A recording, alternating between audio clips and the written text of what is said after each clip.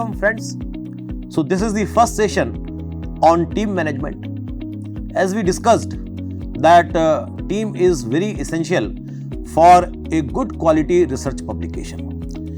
It is always a matter of concern for many people, not only in India but at different universities in different part of the world, that what are the essential ingredients to publish your papers in extremely top ranking journals. Journals which are having Q1 category as per the Web of Science Clarivate Analytics, and there are different answers for this question. Some people say that based on your academic contribution, you will be able to publish papers in top ranking journals. There are people who say that your affiliation is also equally important for publishing in top ranking journal. That if you are coming from top QS ranking institutions, it will be easy for you to publish in those journals. But at the same time, a good team is equally important for publishing papers in top ranking journals. Now, good teams means you need to have a good mentor, you need to have good collaborators, you need to have good sponsors for your research, and when you have all these people in your team, in your strategic team, then you can publish your papers in top ranking journals. So, in these sessions we are going to discuss about how to develop good team management and what are the model of effective teamwork. Now, the meaning of team. A team is a group of people who work together towards a common goal. And here our common goal is good academic writing.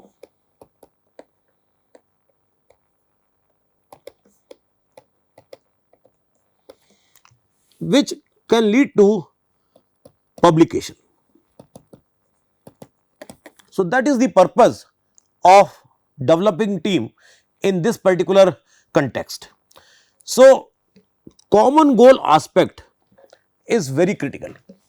If different members in the team, they have their own different objective, their goals are different, then the common goal will be defeated. So, it is important that you must have a common goal for all the members, and if sometime the research is related to get a patent, that is also a research. Here the research is related to publication. So, whether the goal of the team is to get a patent or goal of a team is to get the good quality publication. If half of the member of the team are interested in patenting the research and half of the member of the team are in publication of the research, then these are the two different types of objectives. These are the two different goals for that particular organization of the people, and this will not be a team. This will not be a team. So, team must have a single objective, a common goal, then only it can work with the characteristics of the team. Otherwise, it will be simply a group of people. Team will be when you have a common goal. So, individual ambitions versus goal of team. As I said that we all may have individual ambitions, but we need to subordinate our individual ambitions in respect of objectives of the team. So, objective of the team is the primary and your individual interest is secondary. That should be the order. Goal of team is number 1, individual ambitions number 2. Now, there are different types of teams also. So, we will quickly discuss what are those different types of teams. So, teams can be work teams, and these teams do the normal everyday work of technology companies. So, you have a team like Department of Management Studies. So, all the professors in that department, they have a team, and their routine activity is to teach their courses at a particular time allotted to them by the timetable. So, these teams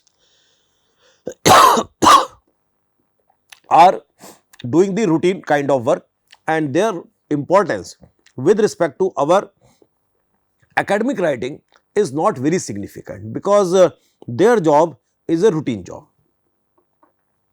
The second type of teams are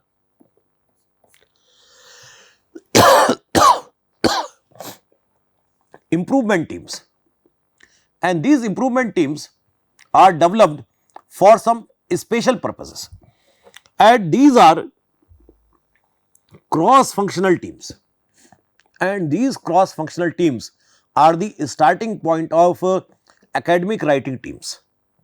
Here there can be people from different departments, different areas, different organizations, and they are assigned the task of improving a given process or some specific function of the organization. So, when we are in this publication activity for the top ranking journals, we need to develop some specific teams for those research projects, and these people can be drawn from different functional areas, so that you can develop some kind of impactful research. Cross functional means the team is composed of representatives from a variety of functional areas, and as I am saying that normally these teams are developed on a temporary basis, that you have a particular project in hand, and to complete that project you need to have people from different areas.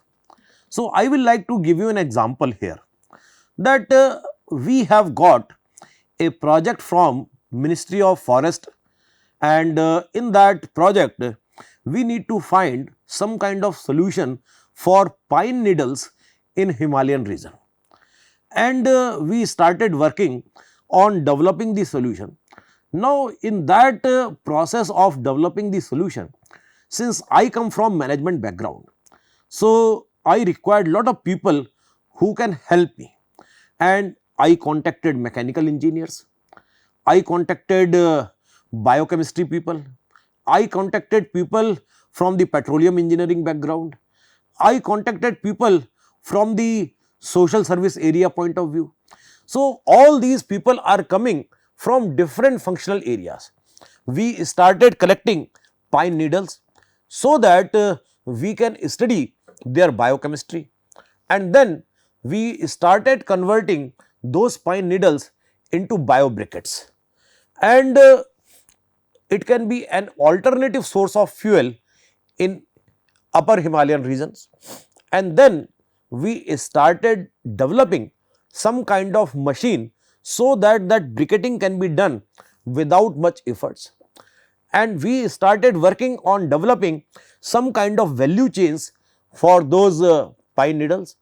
So, the point which I am trying to say, that we started as a temporary team, but over the period we realized that we have some kind of bonding, and those temporary teams slowly and slowly started becoming permanent type of teams, where we can do various subsequent projects also, and all those projects resulted into good academic writing also. So, the purpose is that you can start with a temporary team, and that temporary team can be developed later on into a permanent team, seeing the how team is cohesively attached and how each member of team is supporting other member.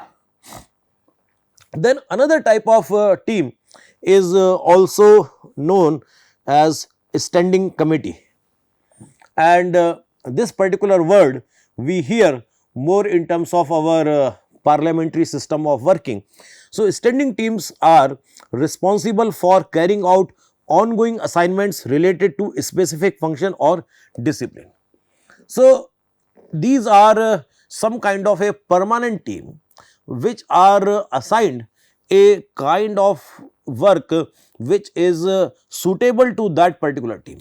So, these are specific teams which are created in the organization to carry out some kind of specific work. Like if you see in your organization, there can be a discipline committee.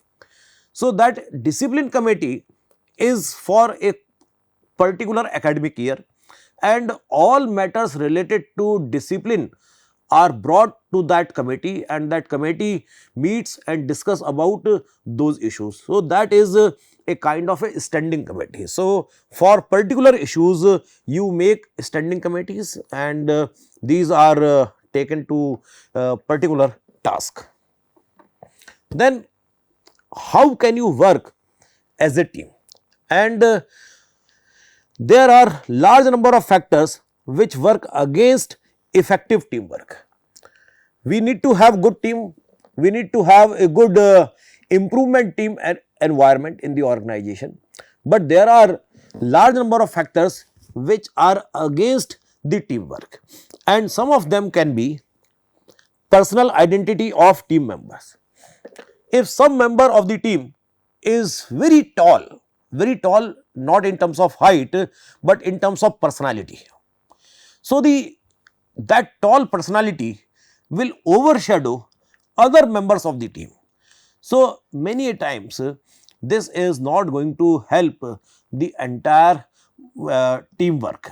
So, you need to see that individual personalities of any individual team member should not work against the spirit of the team.